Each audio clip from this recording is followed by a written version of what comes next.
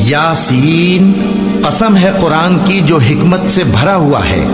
اے محمد صلی اللہ علیہ وآلہ وسلم، بے شک تم پیغمبروں میں سے ہو، سیدھے رستے پر ہو۔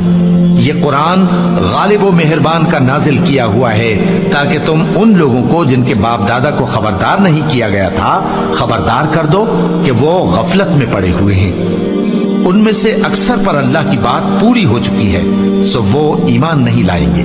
ہم نے ان کی گردنوں میں طوق ڈال رکھے ہیں اور وہ ٹھوڑیوں تک پھنسے ہوئے ہیں، تو ان کی گردنیں اکڑی ہوئی ہیں، اور ہم نے ان کے آگے بھی دیوار بنا دی اور ان کے پیچھے بھی، پھر ان پر پردہ ڈال دیا تو یہ دیکھ نہیں سکتے۔ اور تم ان کو خبردار کرو یا نہ کرو، ان کے لیے برابر ہے، یہ ایمان نہیں لائیں گے۔